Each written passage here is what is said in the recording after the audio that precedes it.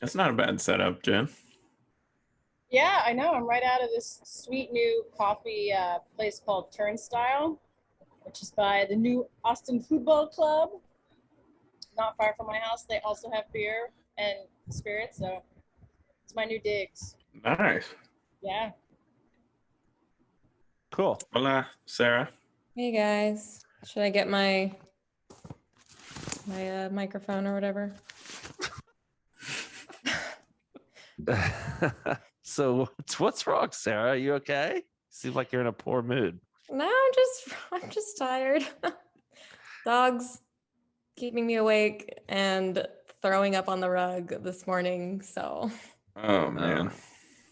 God, fun. we had the best topics. I just got the reason. I'm sorry I'm late, by the way. I was having lunch with my elderly mother, and she was telling a very, very long story of basically the drive, the 2 mile drive from her house to the restaurant, and how various types of cars got in front of her and blocked her and all these things. And at the end of the story, I thought, we ought to have you onto our podcast That is a fantastic.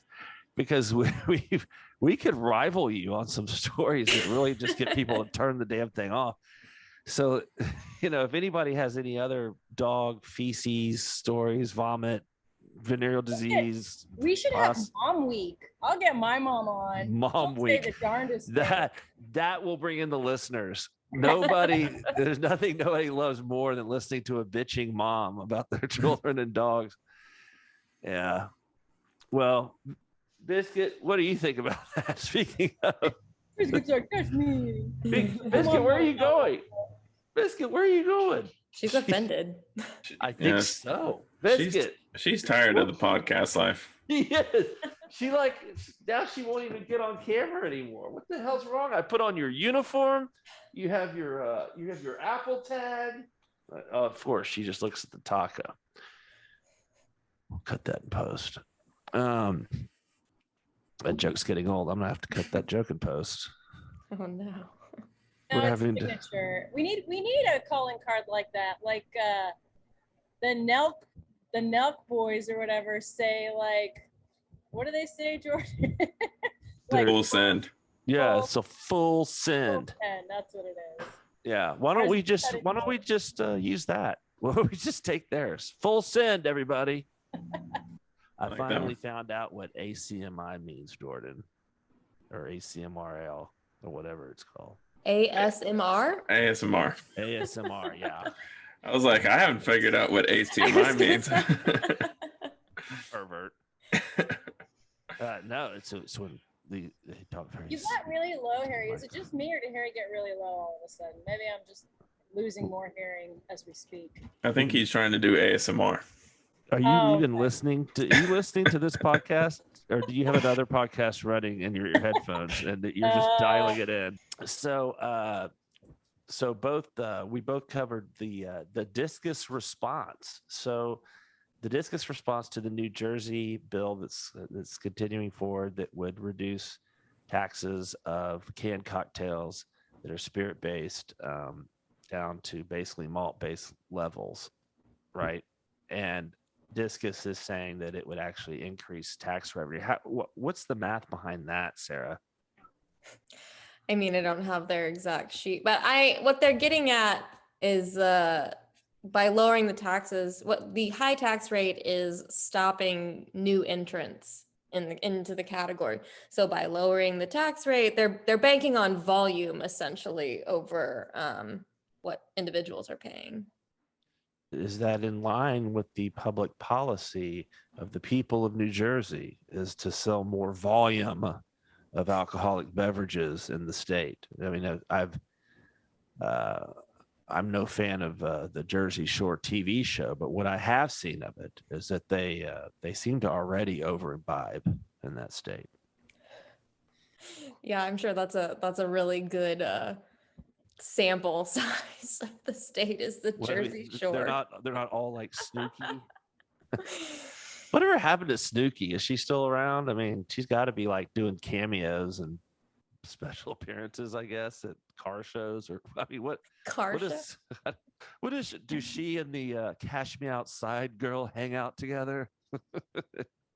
I mean, their arguments are the ABVs are the same, so why are they taxed the same? Basically, I mean, how do you That and they really focused on phrasing that, saying that beer industry guys keep pulling out the harder liquor stop, and they're like, well, if it's the same ABV, is that harder? And not to mention, like, they didn't call out the like White Claw, what is it, Surge and Truly Extra, like by name, but they said, the big seltzer brands came out with a higher ABV in a larger can product.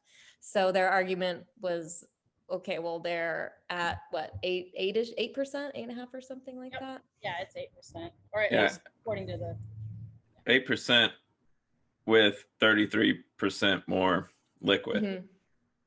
A 12-ounce You can shouldn't cocktail. suggest that you can't treat a spirits-based RTD as a low percentage alcohol product if you're treating the malt base that's 8% as a low percentage alcohol product. Yeah. And do you think that will have traction with the assembly? I mean, Discus is pretty good. Yeah. I would say from an purely objective standpoint, it's really hard to argue against that. Like that it's 5% is 5%. That's hard to, I mean, that's a fact. But I mean, there are nuances obviously to get into, but from like the purely objective standpoint, I have a hard time disagreeing with that. Yeah, it seems like their argument basically was it's the same thing as anything else in the market, just a different base. And if you do this, you can increase your tax revenue.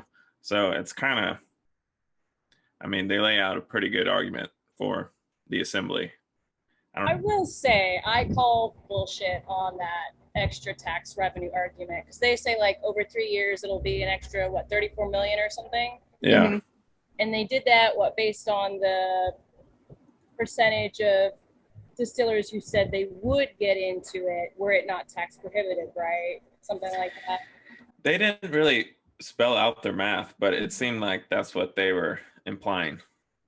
But I mean, I just don't. I mean, first of all, you have to make up that tax chasm that already exists by lowering the rate, right? And then you have to get that many more sales over that. And we know from the malt end of sales that the smaller producers, which are the ones who haven't gotten in yet, presumably, make a really small, share of malt seltzer at least. So I really don't think 34 million. Yeah. I think that's bullshit. Everything else, I'm like, yeah, from an objective standpoint, yeah, that makes sense, right? Like, but you also they're also assuming, I guess, that hard liquor sales don't go down or don't grow as fast, and the tax revenue on those are so much higher that if people are going to trade down from a Crown Royal to a Crown Royal and Coke can. Yeah.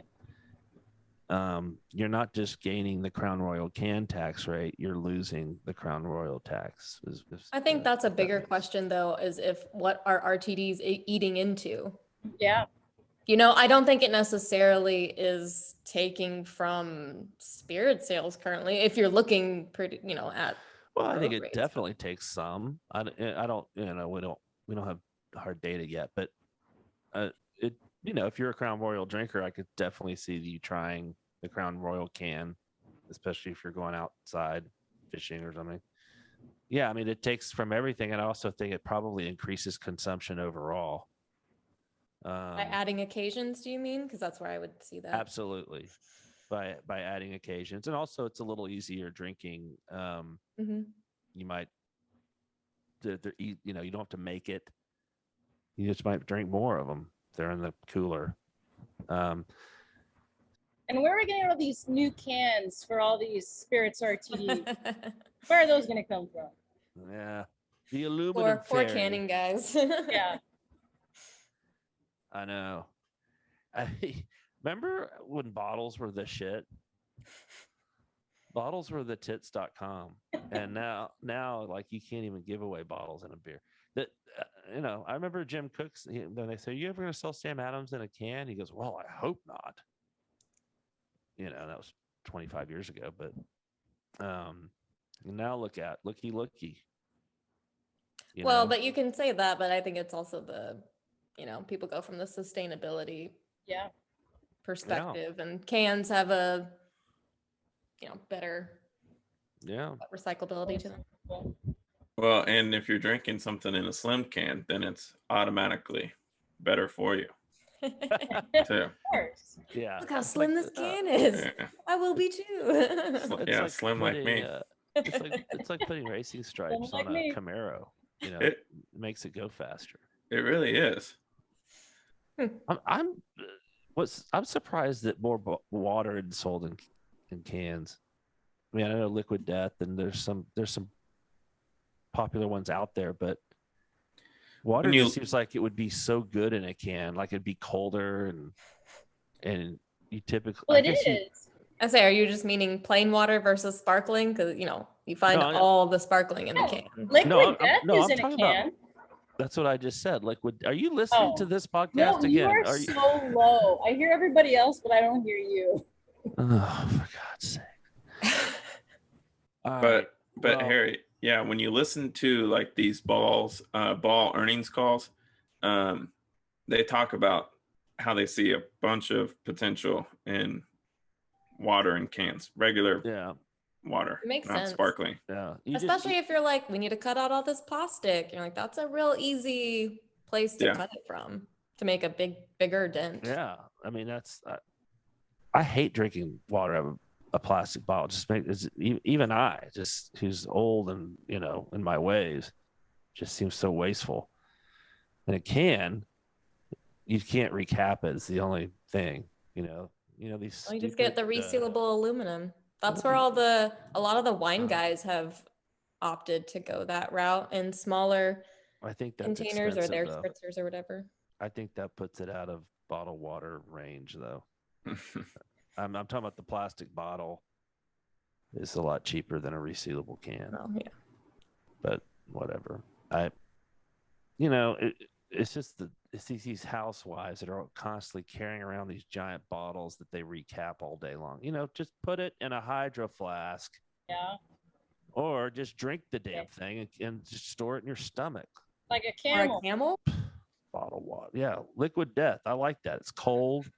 Icy cold. The can looks cool. It's so funny that we were just talking about Jim Ryan, and then they said, "Do you want an interview with Jim Ryan?" I swear, Siri is listening to us and getting probably. So we're gonna have happy Mr. Happy Jim Ryan on, and he's gonna. I hope it's a rainy day because that way it'll just lift everybody's spirits. Like whenever I'm really like sad or whatever, I put on Elf. You put on something that just lifts your spirits. That's how Jim Ryan is in the flesh. It's true. So, all right. Well, thank you guys for taking. I know you're busy, cracking skulls, breaking stories, gumshoeing all over the town, making calls, making copies, doing this, walking dogs, making babies. All the things everybody does every day. And so I appreciate you taking out 20 minutes to do this pod. But all right. Anything, any crickets to sell or anything like that? No. No, but I do think that my next venture will be cricket leather. We could make textiles out of bugs. That's the next frontier, I think. So, I mean, do you have like people with tiny fingers skinning each cricket? These the files are in the computer. But anyway, so that is what made me think, well, wait, what if we could replace leather with bugs? Don't worry, okay, guys, so it's a long way off. I guess the way to do that in practical terms would be to crush the bugs and then make them into like a patina. So what you're saying is you want the job. Yeah. What I'm saying is put me down for blank check angel investment. Really? I mean, No. Listen, I want the first cricket coat to come off the assembly line, though.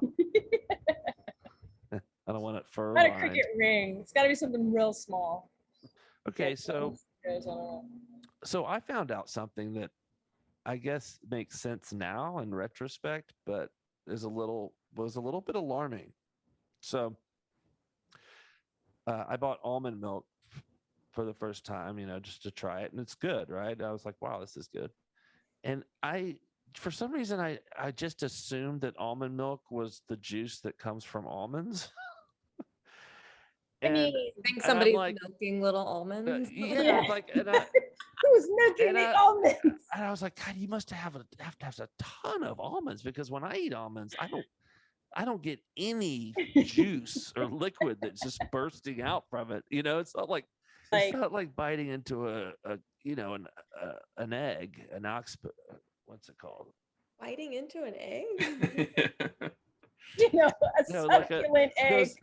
Succulent raw egg, like I love to do. Raw egg running down. Who doesn't love on a Sunday morning biting into? Harry never works. He's always got salmonella. I never work. What am I doing right now? It turns out that they don't sit there and just crush the juice out. All that almond milk is just water that they crush up almonds and just mix it in, and then just take the bigger chunks out. You're just drinking crushed up almonds. And so it takes a little bit of the romance out of it to me.